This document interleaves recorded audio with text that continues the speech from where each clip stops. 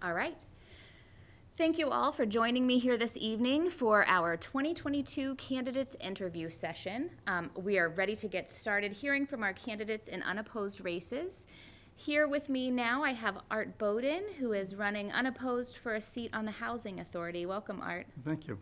Thanks for joining us. So give us a little bit of information about your background and experience and why you decided to run for this seat on the Housing Authority. Well, my background since I've been on Cape Cod has been pretty much with housing, primarily with Habitat for Humanity. And I've been in construction, still am in construction in Habitat. And they're a great organization, and they have a great mission, and they serve a great purpose. And so with that, after I figured, well, it was time to kind of look into other things. And I reached out and I joined a housing committee here in town and have been active with that for a number of years. And then a year or so ago, my term was up, so I kind of took a back seat for a while. But after a while, I figured, I don't like to be in the back seat. I want to get back in the driver's seat. So I looked around for a place to go.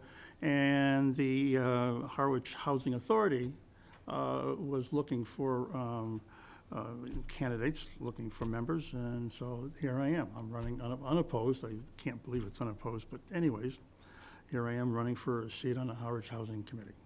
Awesome. I'm sorry, Authority. Well, thank you. I still have committee in my mind. That's okay. It'll take a while to switch the It will. language, but the point is the same. Thank you so much for volunteering to serve your community in this capacity. We appreciate it, and thank you for coming to introduce yourself to the voters. Okay. All right. Thanks, Art. I have a little Oh, you have. kitty. Oh, Go yeah. for it. Okay, I have a prepared statement. Okay. As I said, I'm running for the Housing Authority seat. My message is simple. One word, housing. I believe everyone should have the opportunity for decent and secure housing within their means. Harwich is a great place to live. We have a well-functioning town government. We have a great school system. We have professional police and fire departments. We have good roads. We have a first-class community center and a library. And we even rake our beaches in the summer. That's how good we are. I can go on and on and on about the things that make Harwich a great place to live and be a part of its community. But one of the things that takes a back seat is housing. Housing should be on par with all the other things that I have mentioned about housing. Housing equals community. Housing is a community.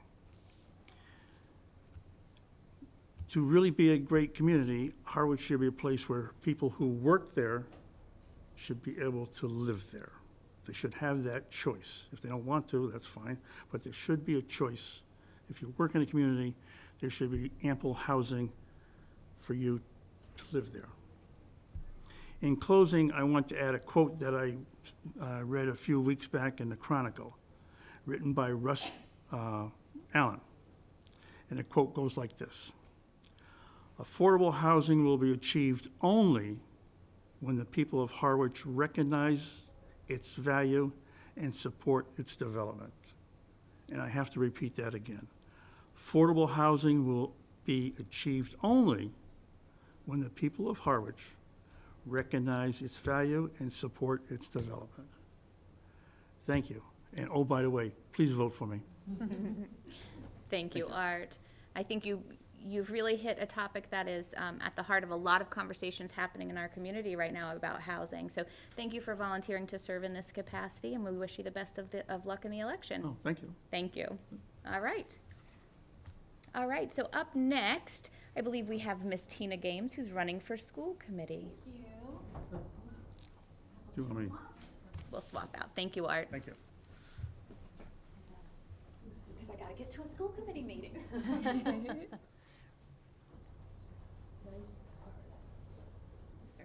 Welcome, Tina. Hello. Hello. Are we stopping and starting? I think we are Okay. stopping and starting. Are you okay? Okay. Oh, All you're right, gonna we're end it? going. We're on. We're live. All right, thank you so much for joining us, Tina. I know that you are busy. You have a school committee evening or meeting this evening, so you have to head over there next. So we'll go ahead and give you your opportunity to tell us why you decided to run for another term on school committee. Thank you very much. Well, I am extremely passionate about our schools, and I love what the speaker ahead of us said, because we have some excellent schools here in Harwich, and I'm just delighted to represent them. I have 2 Monomoy graduates, very proud of that, 2017, 2020. And I feel with the way that they both learned, one kind of on the accelerated end and the other who had special needs, that I feel like I have a good feel for the spectrum of education. And the other reason I'm running is there's a lot of things uncompleted, and I really want to see them through, one being the regional agreement changes. I've worked really, really hard on making sure that happens and that Harwich gets financial equity. And also to keep the education that everyone is used to getting in Chatham. And so I feel very, very committed to that. And I've been an educational advocate for over 20 years and feel extremely, extremely passionate about our young people. So that's why I'm running. Love working with my colleagues at the school committee. I was the vice chair and the chair and loved being able to serve in those capacities, and look forward to another 3 years, hopefully, if you all vote for me. Yes, excellent, Tina. Thank you so much. You brought up another topic that's going to be on the agenda for town meeting next week, which is the regionalization agreement. And just for our viewers who are watching, we filmed a program with you and Dr. Carpenter and McMillan. I want to always say Mylan, like my name, That's and okay. that's not right.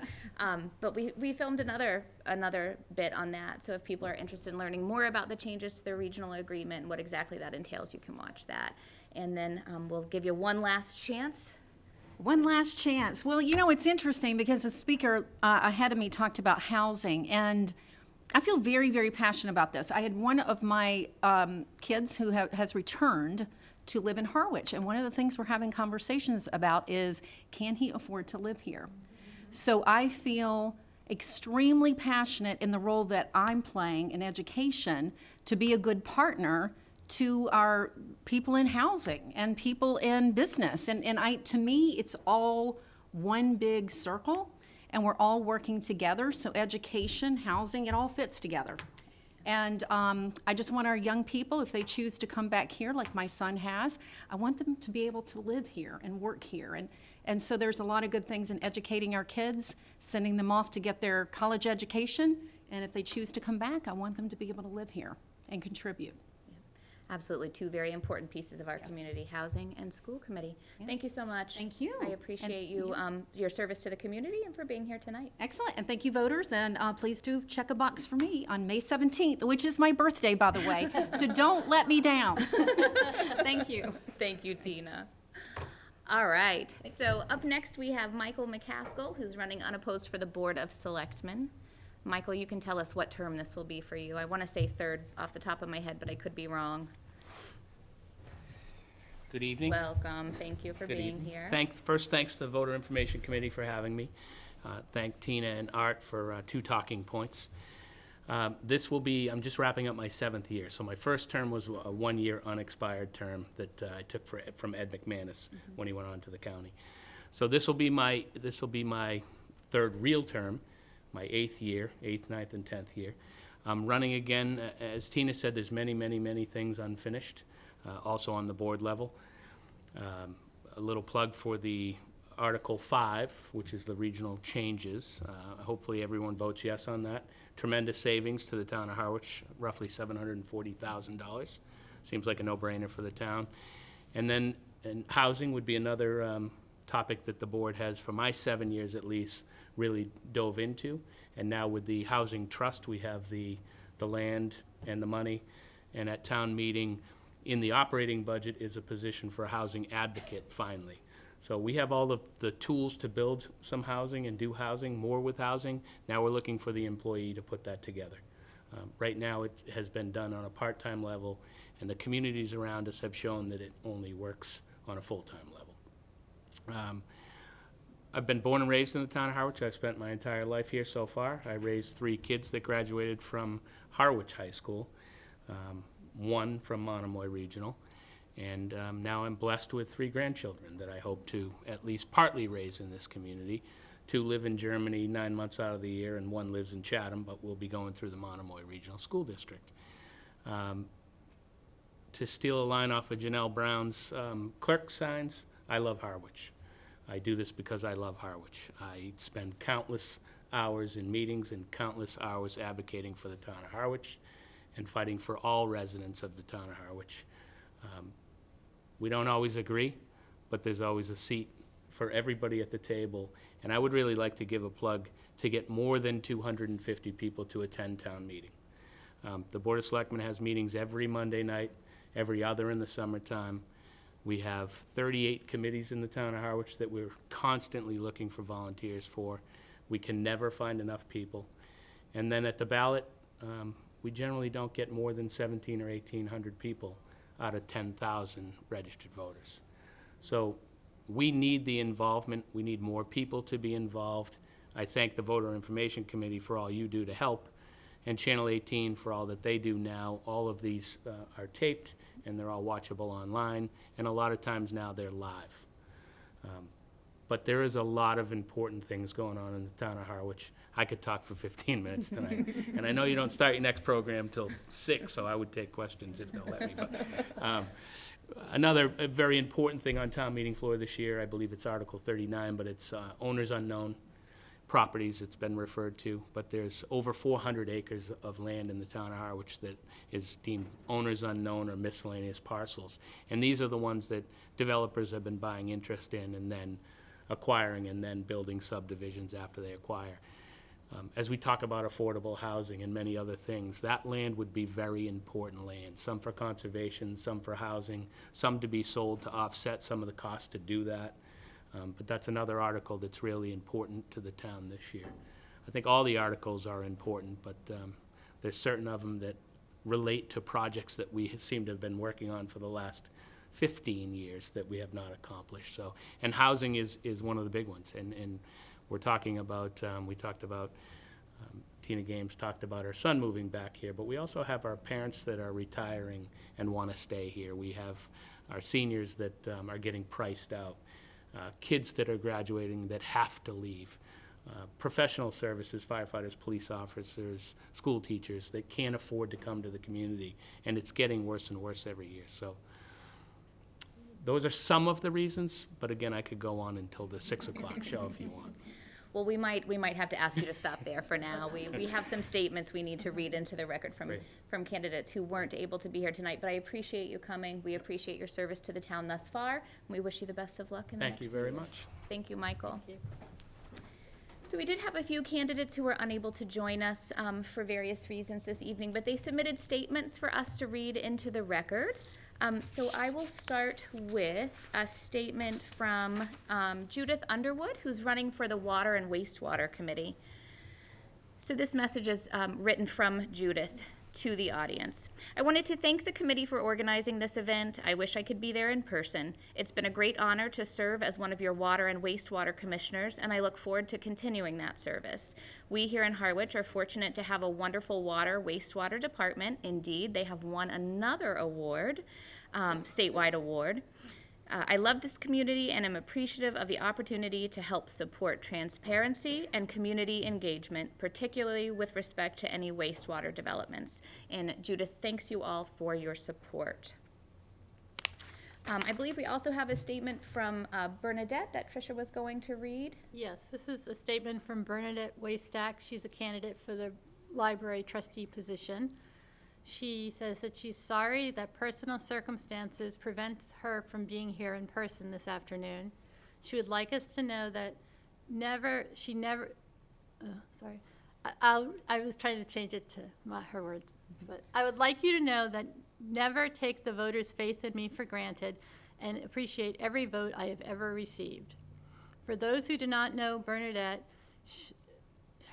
she's running for re-election to the Board of Trustees of Brooks Free Library. She's been a resident of Harwich for nearly 36 years. She previously served 3 terms as a trustee in the early 2000s and is now completing her first term back on the board. She is a lifelong library patron who still vividly recalls her father bringing her home her first library card from the Boston Public Library at age 6. She says that literally the very first place she went upon arriving in Harwich in June 1986 was to Brooks Free Library with her 3-year-old son and 10-month-old daughter in tow. She values our public library system for all that it provides. It is much more than books and internet access, more than story times and book groups. It's even more than the warm companionship of the outstanding staff, or even the shelter and safe haven from blizzards and tornadoes of recent years. More than anything else, our public libraries provide free and equal access to information for all. This is why Bernadette supports Brook Free Library, why she's been so happy to serve, and why she would be honored to continue to do so. Bernadette would sincerely appreciate your vote on Tuesday, May 17th, and thanks you for your consideration. Thank you very much. So that statement was from Bernadette. Next up, we have Bill Kroll, who is also running unopposed for the Board of Trustees. Bill, if you'll join us at the table to my right.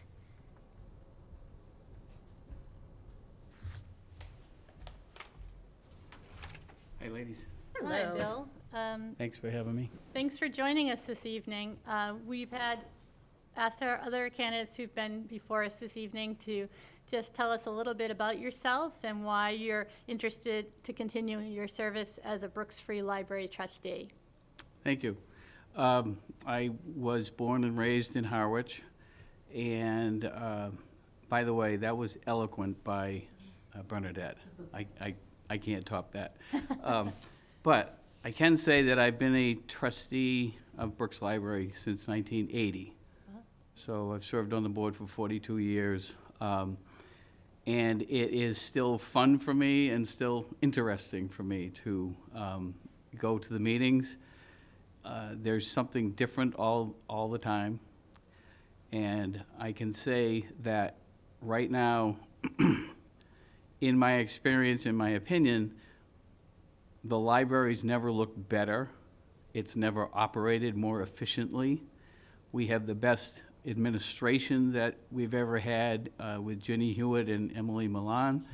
And we have the best board of trustees. We all like each other, we function well together, we have good meetings, and it's going well. I was an English literature major at Cornell as an undergrad, and spent a lot of time at the library there, and as a lawyer, spent a lot of time in the library, the law library. So I'm very comfortable in libraries, and I wanted to keep that connection for me with libraries. And Kenny Colson was on the board back in 1980, worked at the Howardsport Post Office, and he said, hey, why don't you join us, run for trustee of Brooks Library? I said, sure, why not? Well, my 40 years, that's amazing. Thank you so much for your service, and I wholeheartedly agree that the Brooks Free Library is a special place and has magnificent administration, so thanks for all your effort. You're welcome. Thank you, Bill. Thanks for joining us tonight. You're welcome. All right. Thank you. Thank you. So I have one final statement from our candidate for, another unopposed candidate for the Board of Selectmen, Julie Cavanaugh. Julie was unable to join us this evening, but she sent me this statement, and I would do my best to try and translate it, but I'm just going to read it straight off the page so you have it in her voice. She mentions that her priorities for her next term on the Board of Selectmen are relating to housing and the sewer. Julie said, the housing crisis has worsened for so many over this past year due to COVID, but it's been increasingly bad for several years prior to 2020.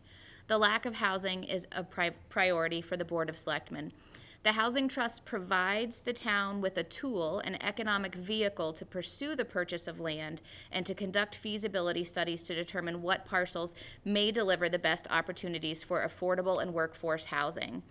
She feels that we need to actively engage in educating homeowners on the accessory dwelling unit bylaw, which allows for single-family homes to create additional year-round housing. The board's moving forward with hiring a full-time housing assistant and working diligently on identifying parcels that can be used for housing. The ramifications of losing young families affects every aspect of our community, and Julie feels we have passed the critical point. Action is needed now. So that's her platform on housing. As it relates to sewer, she says we are moving forward with the additional phases of the sewer project, working to be proactive so we have definitive plans to be eligible for future federal infrastructure funds.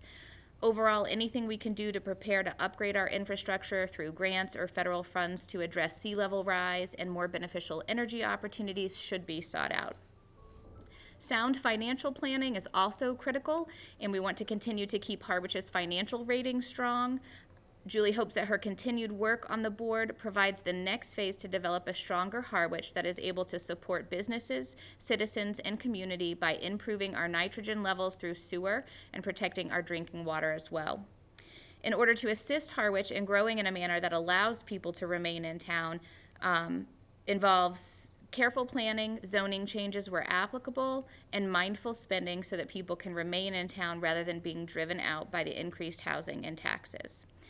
Julie's final statement is that she commits to working hard on each of these initiatives and more, and she hopes that you'll support her in the upcoming election. So just as a reminder, the election is scheduled for Tuesday, May the 17th. The polls will be open from 7 a.m. to 8 p.m. at the Harwich Community Center at 100 Oak Street. We look forward to seeing you there. Thank you.